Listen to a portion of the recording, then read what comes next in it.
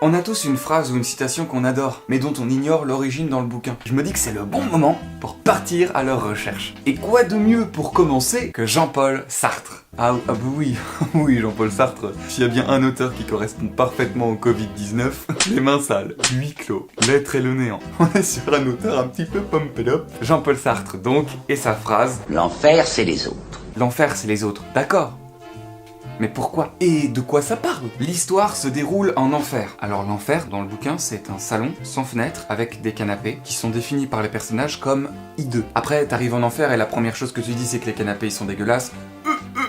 Va te demander pourquoi t'es là, Il y a 3 personnages enfermés dans ce salon. Il y a un homme qui s'appelle Garcin et 2 meufs, Inès et Estelle. Et ce que Sartre va créer entre ces 3 personnages enfermés, c'est ce qu'on appelle plus communément un bon vieux triangle amoureux. Estelle aime Garcin, Garcin a envie de plaire à Inès et Inès aime Estelle. Un bon gros bourbier. Mais au fur et à mesure du récit, on remarque plusieurs choses. La première, c'est qu'on attendait Satan qui sorte de terre avec de la lave, une fourche, mais rien.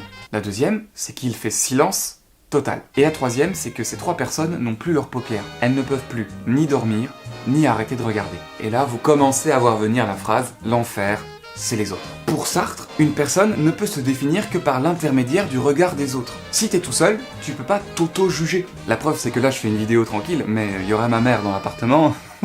C'est moins le malin quand même. Donc, ce que dit Sartre, c'est que si tu regardes quelqu'un dans les yeux, et si quelqu'un te regarde dans les yeux, eh bien, vous vous voyez directement l'un et l'autre, d'âme à âme, vous voyez et vous êtes vu. Comme vous pouvez pas vous intro-voir l'intérieur pour savoir qui vous êtes, vous avez besoin que les autres vous regardent pour savoir qui vous êtes à l'intérieur. Et ce que cette phrase « l'enfer c'est les autres » veut dire, si la personne qui vous regarde vous renvoie en miroir quelque chose qui vous déplaît, alors c'est un peu une sorte de torture. Et dans le cas du livre, en plus, ils ont pas de paupières, donc ils peuvent pas arrêter de se regarder, et ils peuvent pas dormir, donc ils peuvent pas un petit peu se reposer, et ils peuvent pas détourner le regard parce qu'il n'y a pas de fenêtre et pas de distraction. Conclusion. Non, Sébastien, ça veut pas dire qu'il faut vivre en misanthrope, détester l'humanité et rester tout seul.